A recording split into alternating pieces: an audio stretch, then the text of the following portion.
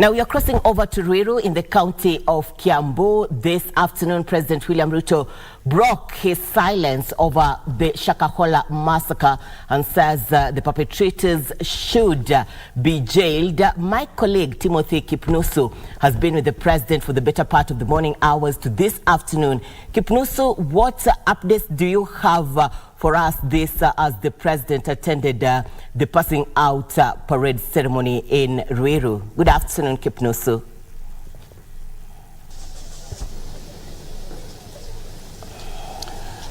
A very good afternoon to you, Irene Muchuma Odim, the other broadcasting house in Nairobi. Yes, indeed, I'm coming to you live from a prison staff training college in Ruiru, where just an hour ago, President William Samoei Ruto is the Commander-in-Chief of Kenya Defence Forces, has presided over the pass-out parade of 222 cadet officers, 84 women and 134 men. A very auspicious occasion indeed, just to ensure that the prisons in this country takes to another level in ensuring that we as a country, we are ensuring that we are at the level of the international nations. And perhaps also to shed more light, I'm joined by the Correctional Services Principal Secretary, that is Mary Mudhoni Murioki, just to paint a picture of today's event. Many thanks indeed for sparing your time to talk to KBC Channel 1. You're live at KBC. Perhaps what's your message to the graduates who have graduated this day, bearing in mind they are graduating at the backdrop of very many issues that are happening in Kenya, and of course the issue that the President himself talked about, improving the prisons in this country? Thank you very much. And first to say that we are very excited, and congratulations to all graduates. And my message to them is nothing replaces hard work. And I think it is through hard work that they have been able to be where they are. Today, His Excellency the President has commissioned 222 graduates, cadets, who are from various professionals, from doctors, dentists, teachers, any other professional that you would think of. And we are very excited because this is a team that is going to help us roll a lot of programs on the ground, and also ensure that they fit in the professional spaces. We have schools in prisons, in our prison service. We have clinics, and we actually have a level 4 hospital here that is coming up, and we will be commissioned later on in the year. Therefore, this is a very auspicious occasion, and we feel that the hard work that has been put by the teams from the stations and the directors at the headquarters has paid fruit. Yeah. President talked about ensuring that there are no congestions in prison, because that has been the case in many prisons in the country, and talking about collaborating with the office of course the Judiciary, yes, and Attorney General. Perhaps shed more light about that. Yeah.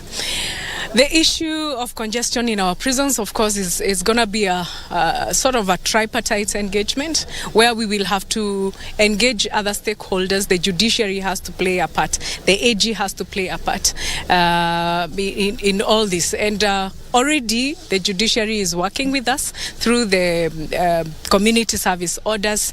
We have the CSO judge who is going around the country reviewing cases for the petty offenders and ensuring that we are releasing them to the community. And one of the key activities that these people are engaged in is planting of trees. As you have heard in the speech, we have planted close to 500,000 trees across the country, and that is an indication that we can even do more if we release these people to the community and they do this work. So that is ongoing, and we will be happy with the AG's office coming on board, where POMAC is involved, the power of mercy, so that they are able to also see how they can have some of the prisoners probably released through the power of mercy. President also commissioned the Wareri Kireri Memorial Hostel in honor of the first female commandant in this particular institution. And of course, talking about improving the institution in terms of health, having facilities that will take care of even the inmates and of course the prison officers. Perhaps is it a step in the right direction? Well, this is a step in the right direction, but just a point of correction that the hospital is still not commissioned because it is still in the construction stage. So we shall invite the president later when it has all the equipment and it is fully furnished for operations. That is when we shall probably invite the president so that he can commission the hospital. However, a level 4 hospital of its kind is one of that we have all yearned for. Our officers will be in a better position, their families and possibly other people around. And a healthcare institution is one that everybody looks up to, that whatever sort of disease you can be able to be administered at that particular level, other than we have our officers moving around in guns and going to other hospitals, then we will be happy to have one that where they can be attended. Lastly, PS, perhaps talk about the issue of mental health, because there are so many cases of officers committing suicide. Have you rolled out plans or initiatives where there is an opportunity to talk to the officers, bearing in mind it has happened in the KDF and of course here in the prison officer? Perhaps your message also to such people? Well, yes, and you cannot continue doing things the way you have done it before and you expect different results, and that is why His Excellency the President of the Republic of Kenya has set up a task force to give us recommendations on how different we can sort these issues, how we can handle these issues amongst our officers' fatigue, and I believe other than what we are already doing, there could be newer ways that we will be able to handle this within our institution for the better of this country and for the better of the officers that are holding a very, very critical role and holding inmates of all sorts of levels, both violent and mild ones. So therefore, sometimes it's in the line of duty that maybe the officers get affected, and through the task force that is there,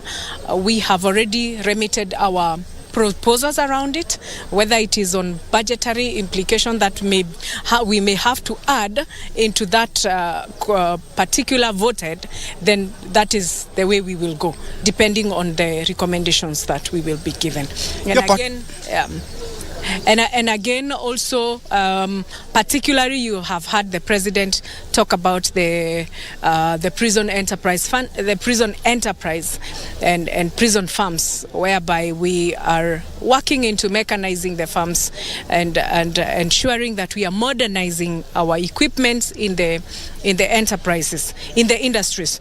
That again, you see, an idle mind is the devil's workshop.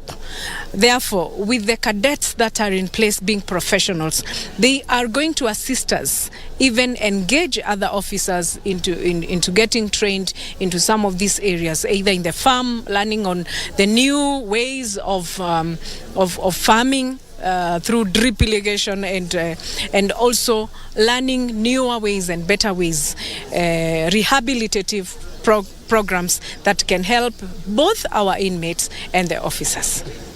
Your parting shot, I know the Commissioner General of Police is here, J.K. Warioba, and of course Florence Omoni of prisons. Your parting shot, because this role directly involves, it's about his docket and stuff. What is your message to them, and of course improving prison in Kenya? We are working as one, and what we are doing at Correctional Services Department, that includes prisons and probation, we are moving decisions from the table into action. Thank you. Thank you so much. There you have it, Muchuma. That is Correctional Services Principal Secretary Mary Muthoni Murioki, together with the Commissioner General of Police J.K. Warioba, or Prison rather, John K. Warioba, and of course Florence Omondi, who is the Deputy, among others, just shedding more light about this very important and auspicious occasion where President William Samara Ruto has presided over the pass-out parade of 222 cadet officers. Though more important to note is ensuring that there are no congestion anymore at the prisons in Kenya, ensuring that the petty offenders are released so that the prisons, we cannot experience what we saw just the other day of the diseases like cholera, the outbreak rather. And from me, Timothy Kipnus, of course, I'll be able to have a comprehensive report of what happened today. I hand you back to studio, Irene Muchuma.